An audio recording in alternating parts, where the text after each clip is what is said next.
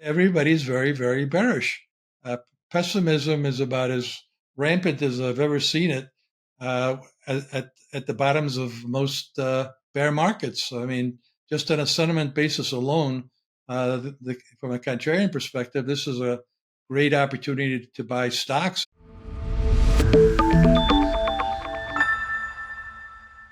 Ed, thank you very much for joining us today. How are things in Long Island? Very nice, thank you. Spring is coming. Yes, finally.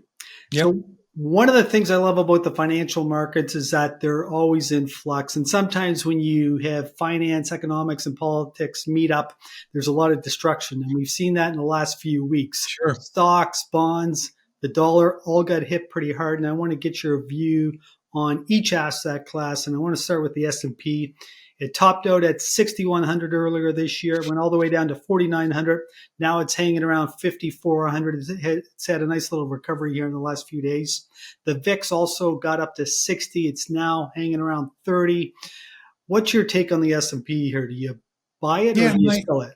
yeah. Well, I guess it's hard not to change one's mind as often as the president of the United States changes his mind. But I'm of the opinion that this has been essentially a correction in the S&P 500. It's been a bear market in the Nasdaq, but it doesn't last very long. I think we did make a low in the stock market on April 8th. So the next day, April 9th, is when the president pivoted and postponed most of the retaliatory tariff, except for the ones on China. And the market had a tremendous rebound. So I think the 4,900 and the S&P 500 made the low.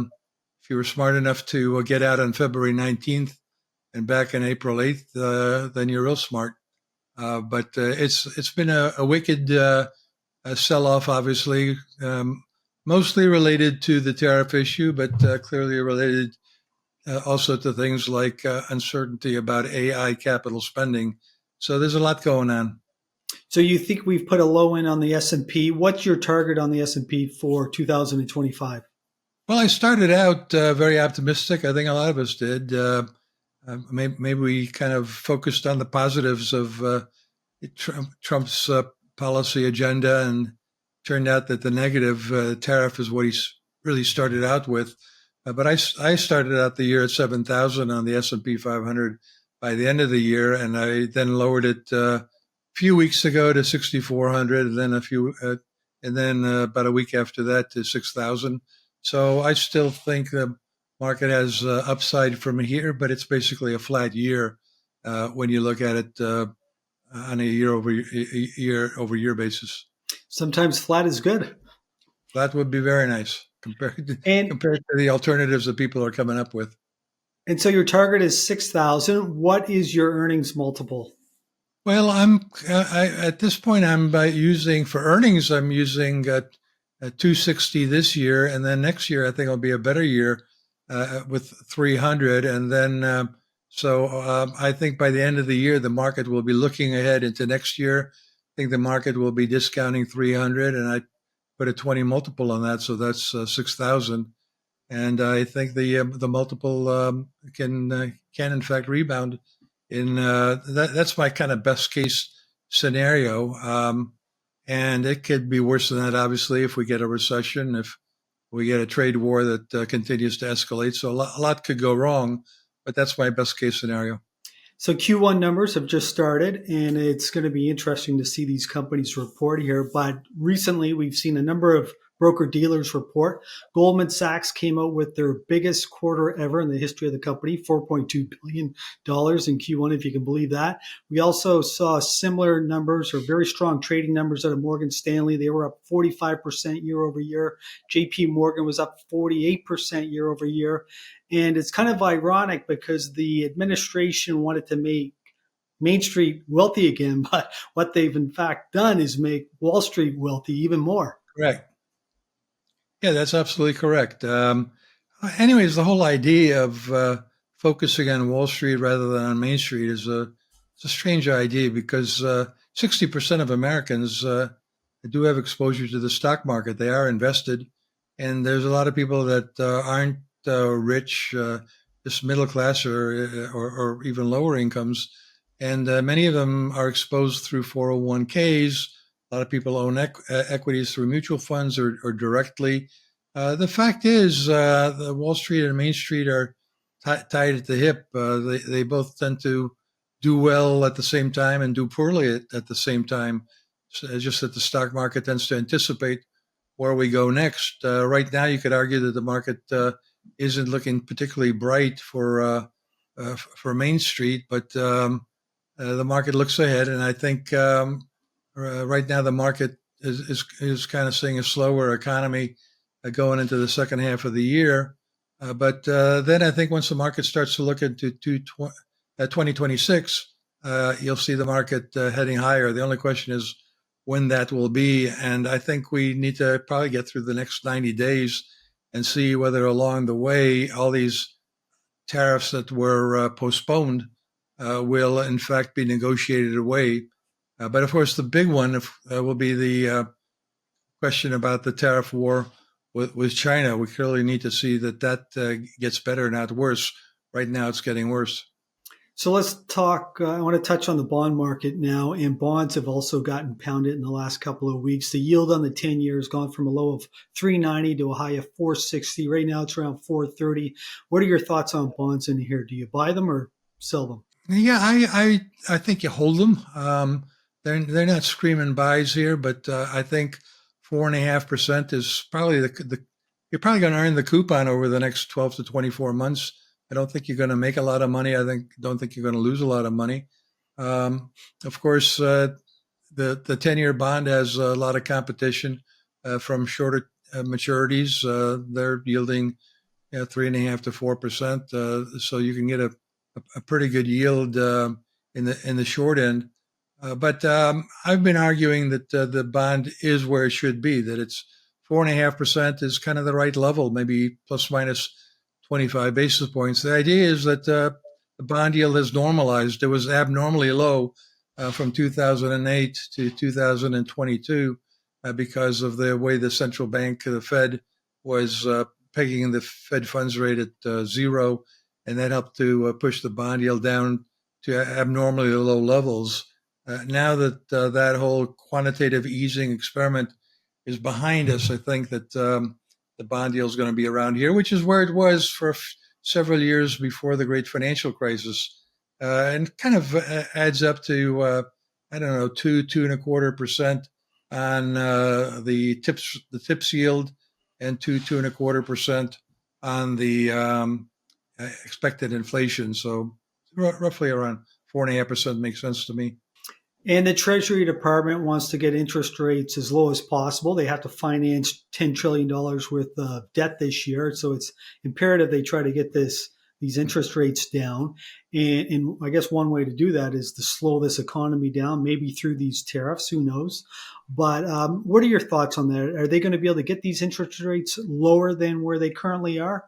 Well, there are conspiracy theories out there that say that the Trump administration is actually trying to engineer a recession. I mean, politically, that would be suicidal because recessions aren't that easy to fine tune. I mean, I guess ideally they'd like to have a recession that starts now and ends by well before the end of the year, so maybe by October, and then the economy recovers just in time for the midterm elections. I mean, that's ridiculous. They're not going to be able to engineer that kind of scenario, and they're taking a huge risk that they're going to lose the midterm. So all this, excitement about what Trump has been able to accomplish and all the executive orders, that's going to come to a screeching halt if the Republicans lose their majorities in the House and the Senate. Trump could get impeached again. That's what the Democrats would love to do all over again. So this attempt to implement the Trump 2.0 agenda could really come apart if, in fact, they have a recession. Uh, Politically, they should have started with the happy stuff, with an extension of the tax cuts, with deregulation, with some cutbacks in government spending, and kind of won the midterm, and then move on the tariffs, and along the way prepare for the tariff issues. I mean, they just kind of naively set a very high tariff on China, figuring the Chinese would immediately fold, and the Chinese didn't immediately fold. It quite the opposite. They raised the ante on the whole thing. Recently, blocking exports of rare earths to the United States, which is important for our defense and so on. I guess I just saw some news that they're not going to be buying Boeing jets.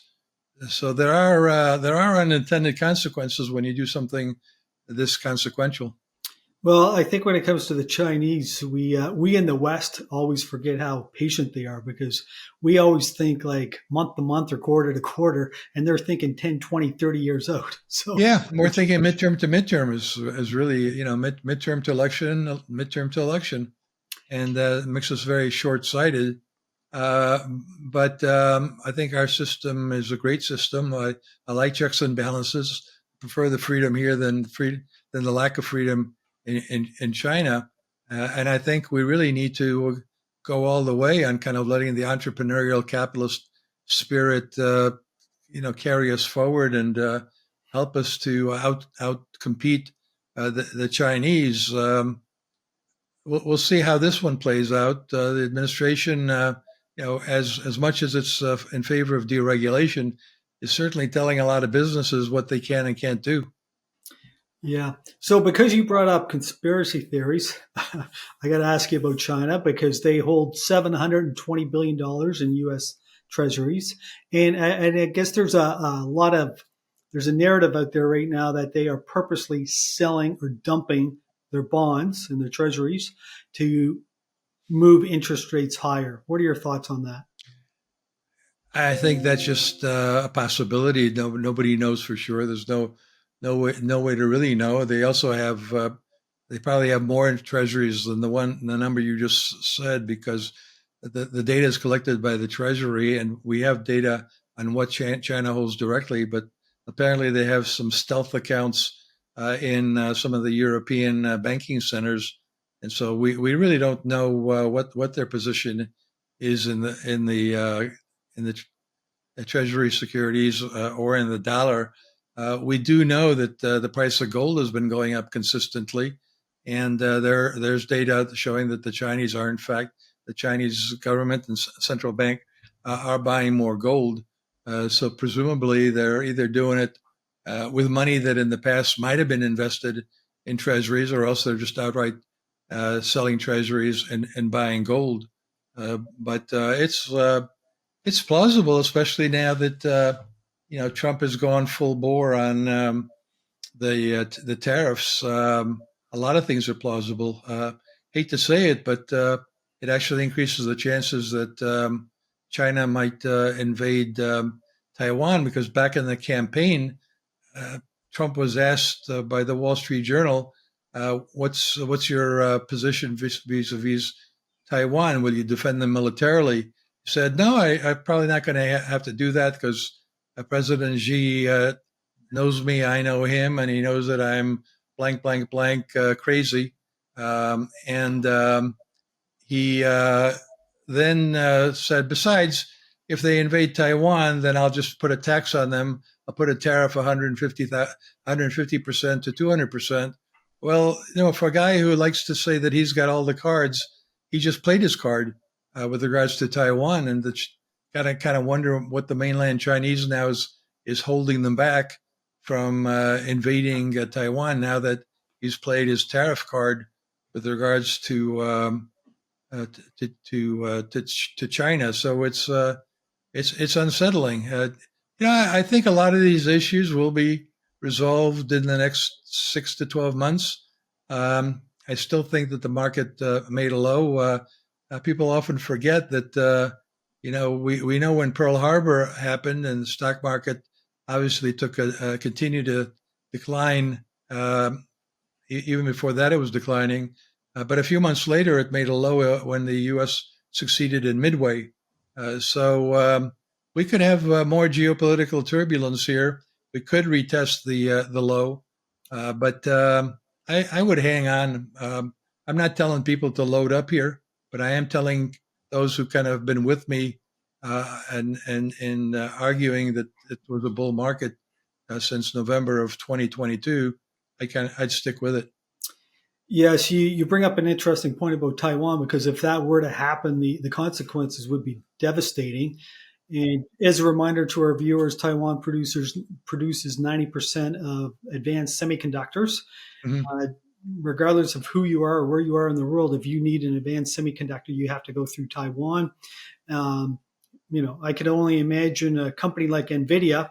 They actually don't produce anything; they only design. Everything's produced in Yeah. Taiwan. That company would go to zero. If, Yeah, well, that's why it has been encouraging. I mean, the Trump administration has countered the criticism by saying that they're tough love here. They're bullying, they're blustering.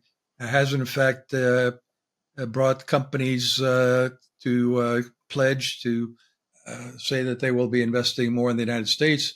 And NVIDIA just yesterday announced that they're going to spend $500 billion on building an AI supercomputer facility in Texas. But these things take time. That's why, I would have preferred to see this tariff card played after the midterms, after they got themselves what they need to just keep going with their policies. But it looks like they're not playing it. I mean, I don't understand why they're playing it the way they are.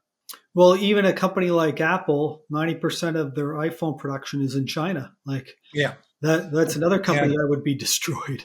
yeah. Well, again, everything depends on how long these things last, and let's not forget that. I think. I mean, it's even everything's controversial here. I think China is more vulnerable to this tariff war than is the United States. We'll see if that's. Well, we may very well see if that's correct. Their economy is not in good shape. They have a tremendous amount of debt. Their property market is a disaster. They have a huge negative wealth effect in real estate, and I mean there could even be some political backlash in in China with people wondering why this all had to happen. Why did President Xi, basically uh, pick a fight with the United States? It's probably its most important customer, and if this is all about Taiwan, is it really worth it? If this is all about being the number one imperial superpower, is that really going to be accomplished? So there's a lot of moving parts here. And so we talked about the stock market, the bond market. I want to get your views now on the U.S. dollar. If you look at the DXY, it is up. It was up 7% in 2024. It's now down 7% in 2025. Do you think the U.S. dollar keeps falling? Well, I think you put it in the right perspective here. It's been range bound, really. It's been just kind of trading sideways for the past year and a half or so. So just because we're at the bottom end of the range doesn't necessarily mean that we're just going to free fall from here. Um, and as you know, a lot of the money that's not going into the dollar is going into the euro. Like there's something really positive happening over in Europe. Their economy is struggling. Their demographics are much worse than ours, much more geriatric. Their immigration problem is much worse. Their social clash of civilization is certainly much worse. So at some point here, I think that people are overdoing it. I mean, we've gone from American exceptionalism, making the front cover of The Economist in October to right now, if you ask anybody if America's exceptional, say no way. Um, but I think we're just kind of got a lot of emotional mood swings going on here, and I think uh, I think that I don't see the dollar taking a dive from here. I recently saw an interview with Ray Dalio. He's very concerned about the economy and he thinks it's on the brink of a recession. And he said it could be something much worse than a recession. But Yep. what are your views on the U.S. economy here? The Fed cut their growth rates last month from 2.1 down to 1.7. Do you have any concerns on the economy? Do you see it going into a recession, or does it Yeah. just slow down? Look. I tend to be an optimist, but I have to be a realist. At the end of the day, it's not. It's not kind of personality traits that make success. It's kind of being in the stock market. It's being objective and realistic. So you really want to keep your personality out of your investing if you can, and you certainly want to keep your politics and your religion and anything else that just kind of doesn't help you make money or avoid losing money in the market. I mean, Ray Dalio's a smart guy, made a lot of money. He's a billionaire, so you can't. It's hard to argue with a billionaire. But there are a lot of these billionaires going around that have been talking doom and gloom for quite some time. I don't get it. Do, do they want to keep the rest of us from becoming billionaires? I mean, you have to have some optimism, I think, unless you're really brilliant at shorting things left and right. But I mean, who's kidding who? He's talking about a depression. He's talking about the 1930s all over again. He's talking about people not buying our bonds and the dollar taking a dive and just a calamitous situation. I'm not telling you that his scenario has got no likelihood. It actually looks more likely now because of the tariffs. I'm not there. I'm not even there that we're going to definitely have a recession. I think the economy was remarkably resilient for the past 3 years. I was one of the few economist strategists that predicted that the economy would be resilient, wouldn't have a recession. I was early on in calling the bull market, but maybe I'm due to be wrong here, and maybe I'm missing the obvious. It's everybody's very very bearish. Uh, Pessimism is about as rampant as I've ever seen it uh, at the bottoms of most bear markets. I mean, just on a sentiment basis alone, from a contrarian perspective, this is a great opportunity to buy stocks. And look, April 2nd was Liberation Day. The next 2 days, April 3rd and 4th, were annihilation days where people's portfolios got annihilated. And then April 9th, it was like, never mind, and you got back 10% of what you lost. And we're still in correction territory in both the S&P 500 and the NASDAQ. And again, I'm not telling you we're not going to retest the lows of April 8th, but I do think those were the lows. You may get another opportunity to buy at those lows. But to really short the market or to just get out of the market, you're taking a risk, the same risk we all saw on April 9th. If Trump declares victory over the next 90 days and he gets pieces of paper from 60 to 90 countries saying we will agree to behave ourselves on trade, and he can say, well, I've got all these countries that are agreeing with us, and then starts the healing process. Then stock market could rebound dramatically. So it's a tough market to really be out of and to short, given that it's kind of all up to the decisions of one person. But that one person talks to a lot of people, and he can be influenced. He certainly doesn't want a depression. I mean, we saw that on April 9th when he said that he confessed. He said that he was worried about the bond market, and and some people told him that it could be recession or much worse, and he basically said that's not what he wants. So put it all together, and I think we're all kind of in this. We're all in this together with Donald Trump changing giving us these mood swings. We all have to get neck braces here because you can really twist your neck here with the volatility in the markets, mostly related to what President Trump is tweeting on social media. Yeah, and he got a lot of pushback from a lot of his big supporters. Jamie Dimon, Larry Fink, Bill Ackman all came out All the He semi, all criticized the yeah, all criti- the Silicon Valley people are certainly not happy with any of this. yeah, even Elon Musk came Yeah, out and he was quite derogatory about Peter Navarro, yeah, who's the architect behind the whole tariff and trade yeah, program, called him dumber than a sack of bricks. yeah. And Well, then he came I, out and apologized against the bricks. yeah, I agree with that. I mean, this is a guy who wrote a book and cited as an expert a guy by the name of Ron Varro, which turned out to be a non-existent person. The name came from Ron Navarro, so he made it up, and he said this guy's an expert. It's like, I mean, he shouldn't be even working in the government just for that alone. So your view, you're more like Warren Buffett, never bet against America.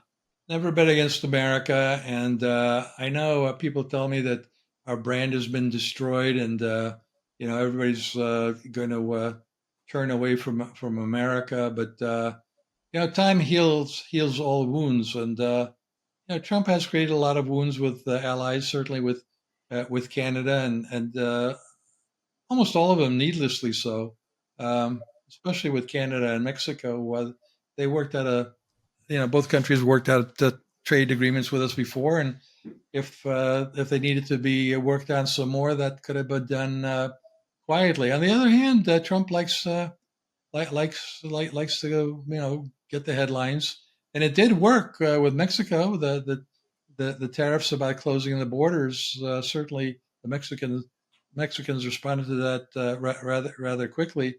I don't really understand the auto tariffs. I mean, they clearly are hurting Canada. And wouldn't you know it, the president's backed off on that and said that he knows it's going to take the auto industry a little bit longer to figure out how to make things that we make in Canada for our cars and in Mexico.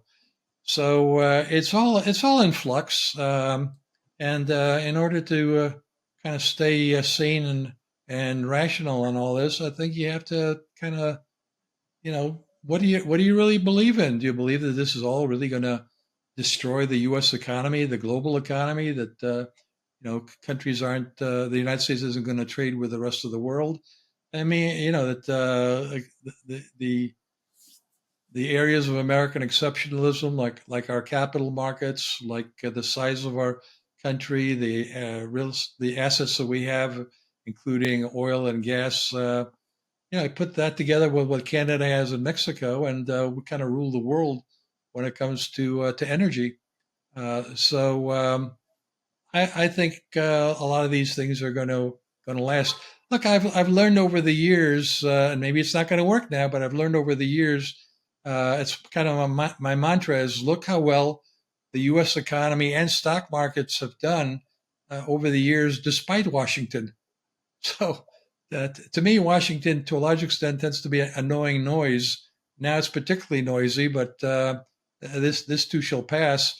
And look, we already have some companies filing lawsuits in court against the Trump administration, uh, claiming rightly that these tariffs were imposed with bogus uh, uh, uh, legislative authority. That there probably isn't any legislative authority to a large extent, and that if the courts rule that's the case, then uh, a lot of these tariff issues will disappear, and the Trump administration will have to come up with some other ways, maybe kinder, gentler ways to influence things. Look, another thing to keep in perspective is Trump's background is a New York City commercial real estate developer, and when these commercial real estate developers get together with each other to negotiate deals or with unions or politicians, they do it behind closed doors and they scream at each other, they bully each other, they threaten each other. They it's not pretty from what I understand. And then they come to a deal and they both come out of the room, doors open, they're smiling, shaking hands, maybe even have their hands around each other's shoulders and saying, we came up with a great deal for both of us, and they're all happy as can be. The difference is all this is under the Trump administration is being done in public, and it's not pretty to see or hear. But at the end, the goal is to get a deal that makes everybody happy and everybody smile. So I wouldn't give up on that possibility.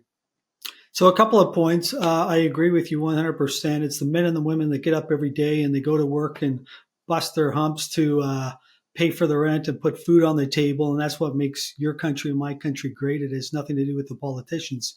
But the one point I would push back on is that governments and politicians, they can implement policies that can destroy countries. And Yeah, they can. Argentina comes to mind. 125 years ago, if you were coming from Europe, you had to make a decision. Where do I want to go? The Yeah, US or Argentina? And because it used to be a great country. And then you got this socialist government in there and they've totally destroyed it. The same thing happened in Venezuela. It was one of the great, strongest countries in South America. sure. Massive resources, oil, gold, and so much more. And once again, you got this socialist government and they've just Of destroyed course. that economy. And even to a lesser extent in Canada, we have a liberal government here for the last 10 years.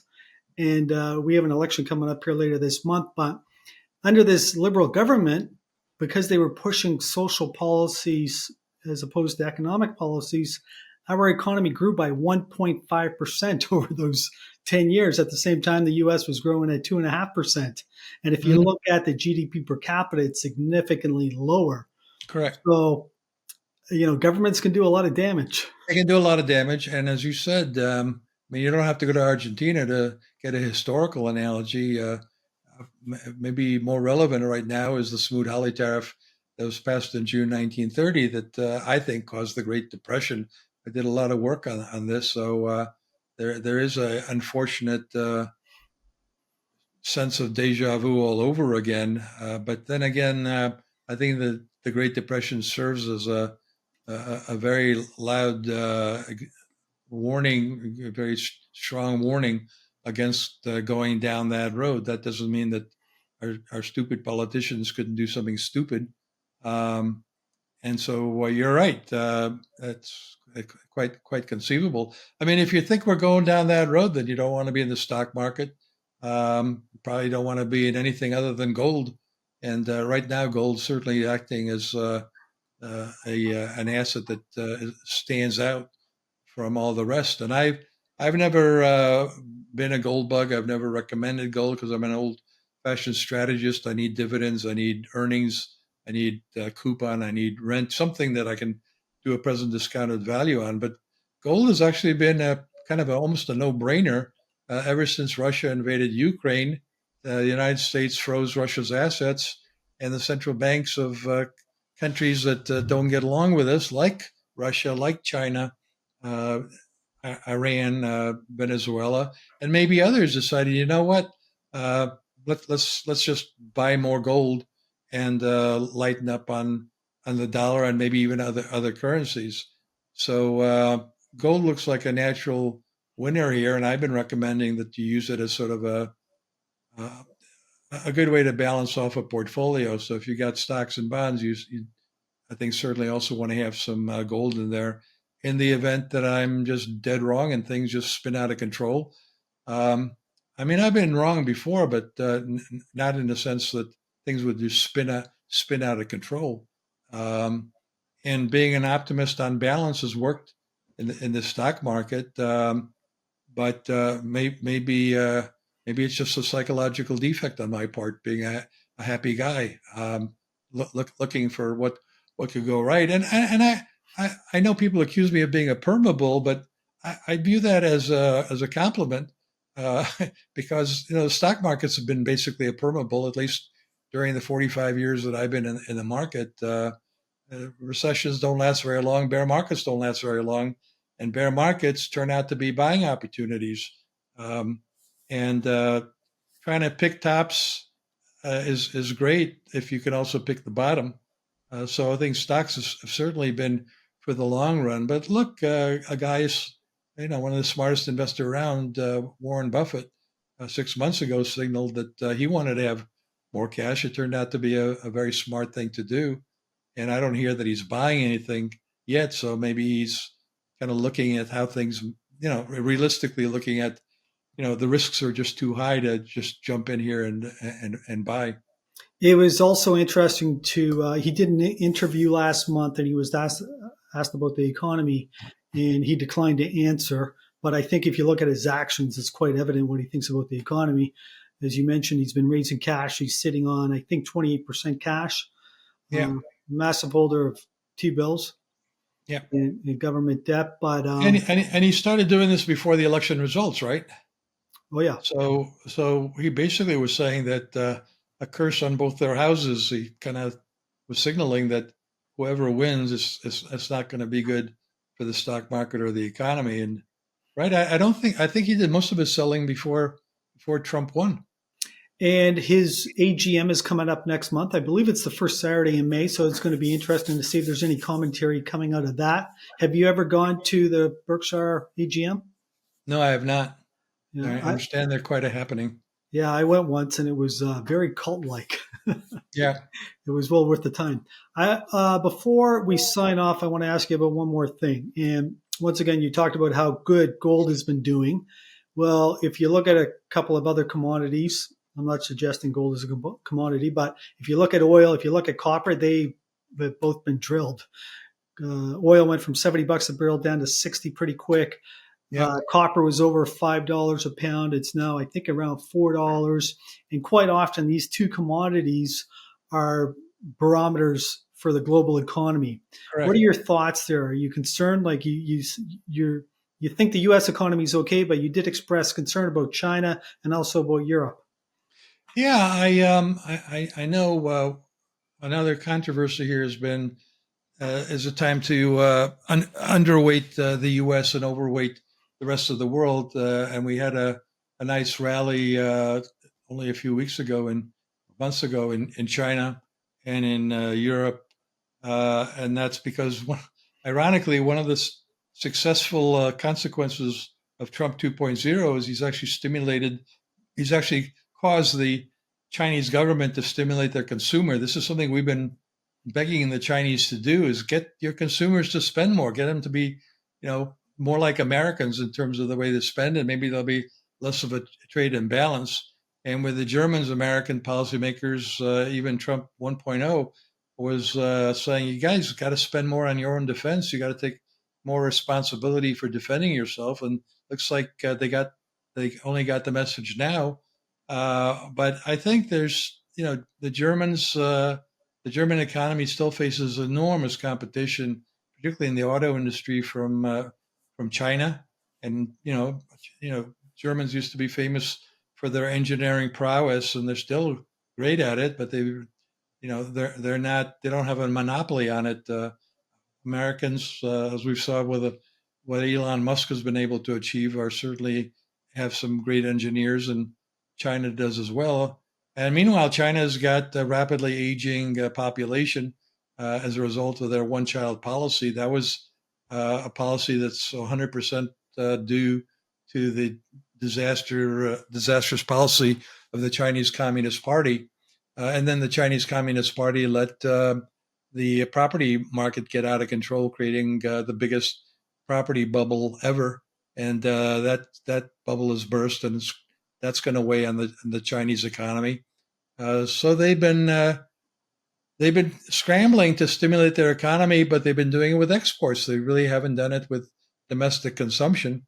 And I'm not convinced that either Europe or China's economy are better than the U.S. economy. I think we'll get through this in better shape than they will.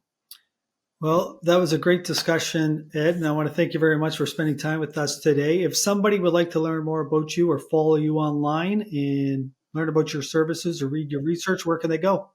Yeah, well, over the years, I've learned that you almost have to write daily because things either change that often, or people want to know your opinions about whether what's going on changes your views. And I've been a pretty kind of steady in my views over the years, and now I'm finding myself uh, trying to avoid changing my opinion as rapidly as the president changes his mind.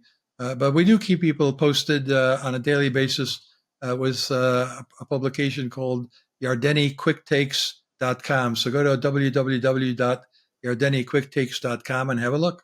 And you also have a YouTube channel? Yeah, it's there as well, and we record a webinar on Monday with our institutional accounts, and then we share it with our Quick Takes accounts on Wednesday, and the YouTube people get it on Friday. So it's stale by the time it's on YouTube, but paying clients come first, as you know.